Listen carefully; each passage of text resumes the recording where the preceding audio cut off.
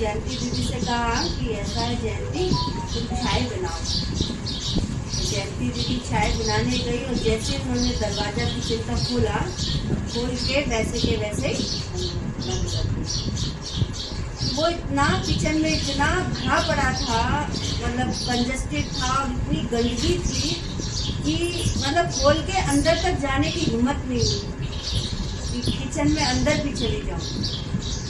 वो दादी वो वापस आ गई। तो दादी ने कहा क्या हुआ, चाय नहीं लाई?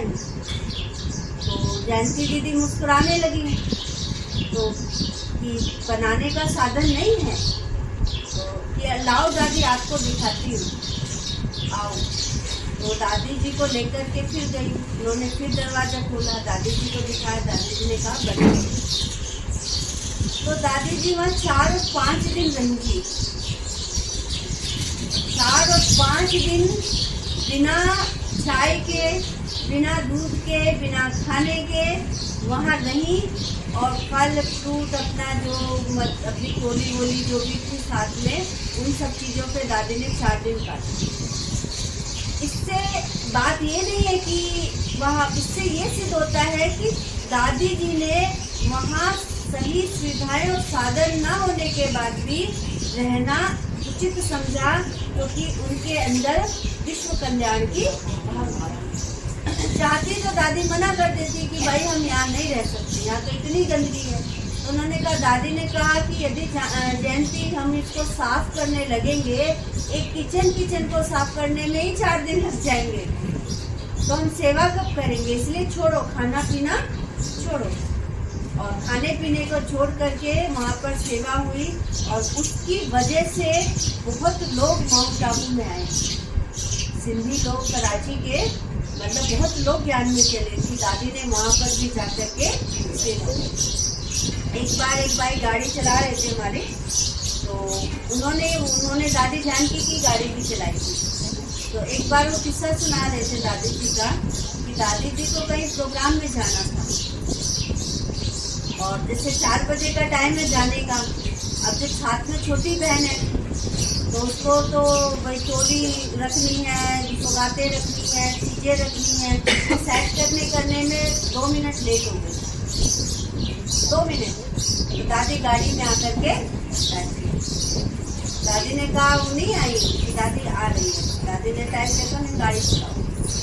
दादी को बहन गाड़ी चलाओ, और दादी गाड़ी लेके फिर वो बहन दूसरी गाड़ी से आई। और जब स्टेज पर वो बहन आई दादी के पास, तो दादी ने कहा, पूछा कि दादी सॉरी। तो दादी ने सभा में ही बोला।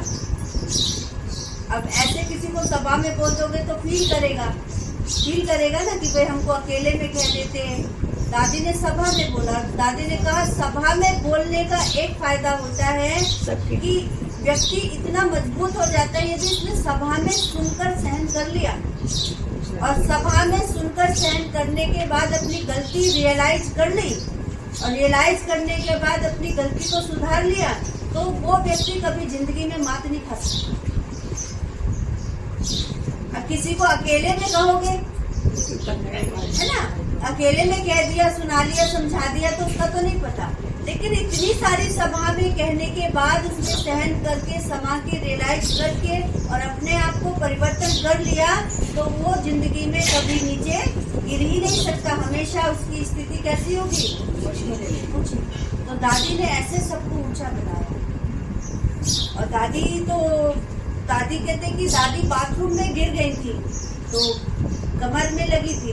डॉक्टर ने बेड रेस्ट बताया, और चूंकि बहनें सेवा में लगी थी, रात में गिरी थी तो सेवा में लगी थी, सारा डिस्टर्ब हो गया था। तो करीब 2 बजे दादी को नींद आई और सभी बहनें, दादी को नींद आ गई तो सभी बहनें सो गई, और 3 बजे उठ के दादी योग में बैठ गई। मतलब 1 घंटा सभी बहनें सो रही थी, तो दादी ने सभी को खड़ा कर दिया।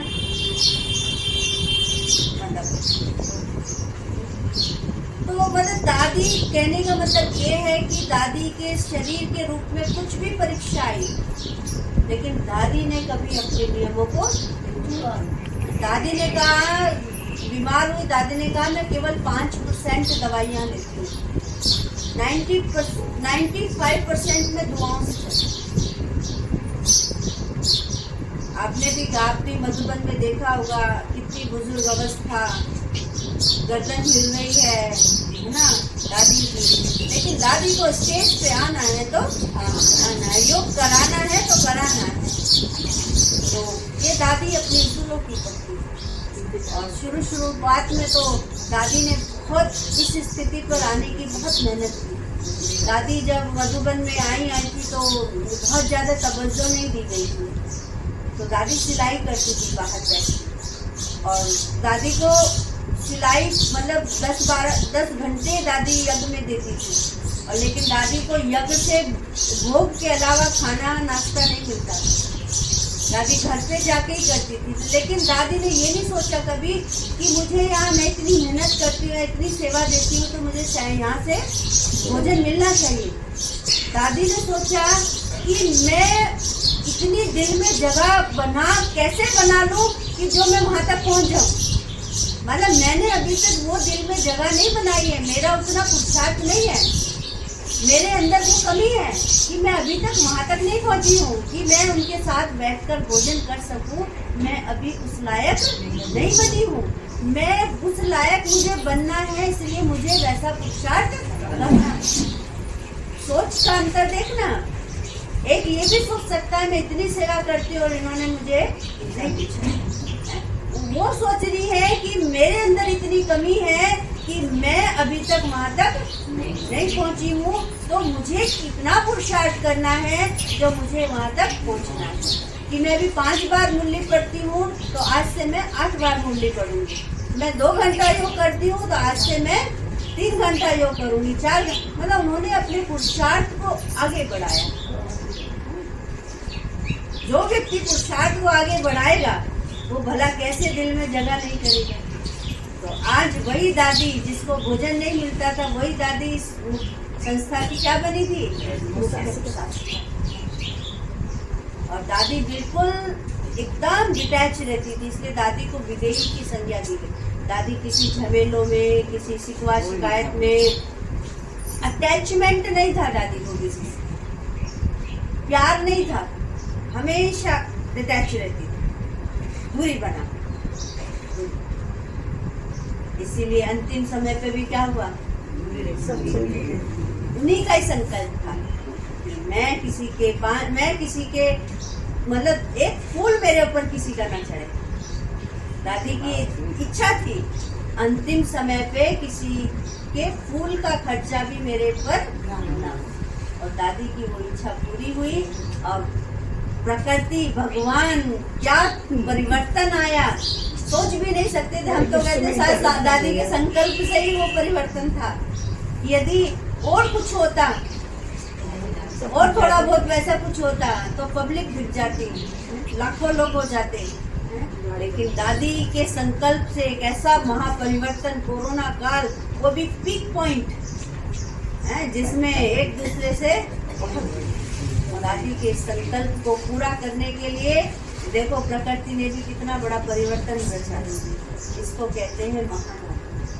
तो ऐसी हमारी दादी महान थी, है और रहेंगी, क्योंकि उनके आदर्श, उनकी शिक्षाएं आज भी हमने सुनी, तो वो तो हमारे साथ हैं। और जिसकी शिक्षाएं हमेशा साथ होती हैं, जिसका आशीर्वाद बच्चों के साथ होता है, वो हमेशा हमारे साथ होता है।